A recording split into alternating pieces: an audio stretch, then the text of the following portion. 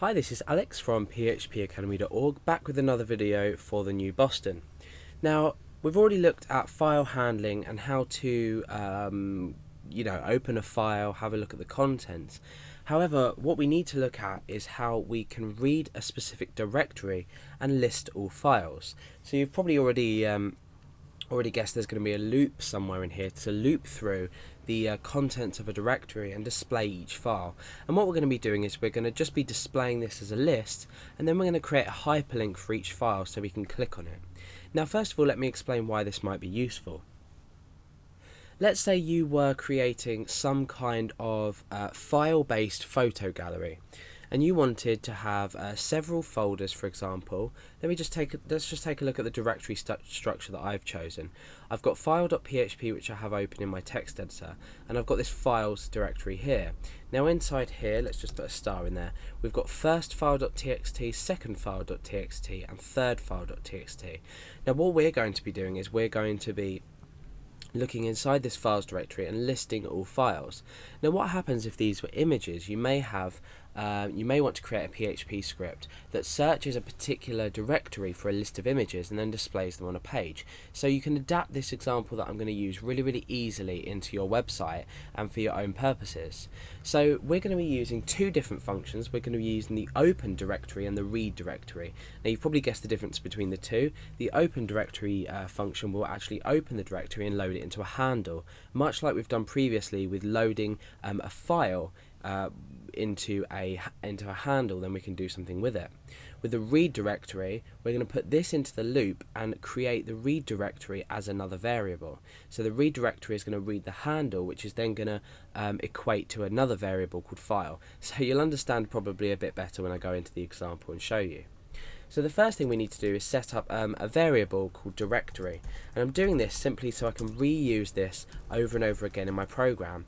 Now remember, the directory that we want to open is files, so I'm going to just type in files there. I'm not going to include any trailing slashes or anything like that. I'm going to let my program handle this later on, especially when, say, you were releasing some kind of script that used this to the public. You might want to create a variable such as file to read or something. Now you don't want your user to have to think, oh, do I need to put a slash there or a forward slash here or whatever. So you just want to have this as a single string with no other symbols in, just to make it a lot easier for you and anyone that might be looking at your code. So now what we want to do is we want to create a handle with using the opendir function. So we say handle equals opendir, and obviously we're going to be opening the directory that we've just specified, but then what we're going to be doing is appending on a forward slash. So in actual fact, when you read it in here, the directory is going to look like that, but we're just leaving this up to this line of code. Now we need to ensure that this returns a true value, so we need to ensure that this actually does open before we continue with the rest of our code, otherwise the rest of our code is going to be invalid. So what we need to do is put this in an if statement, much like we've put in a few other things like connecting to a database, for example, or just anything really we want to return true. So we can do this, we can set a variable at the same time as calling a function. So if this is true, then we need to go ahead and continue with the next step. Now just for purposes of aesthetics, making it look nice, I'm going to echo out looking inside, and then I'm going to put the directory name just here. So I'm going to say directory like that, so it will read looking inside files. This is another reason I didn't do slashes, because we're just going to specify the directory as plain string, how we want it to look and what we're looking inside. And I'm just going to append a break on there. I'm also going to enclose this directory text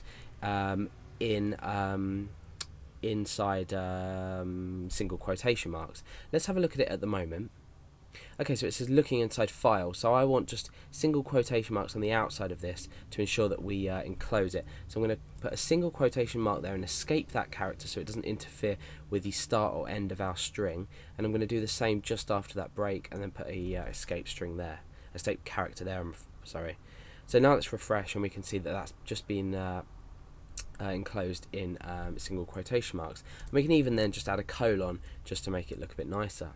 Okay, so we've established our little welcome, or our little message telling everyone what we're doing. Now what we need to do is we need to actually read the directory. So this is slightly different. We're going to be using a while loop. So let's come down a bit and we'll set up the skeleton for our while loop.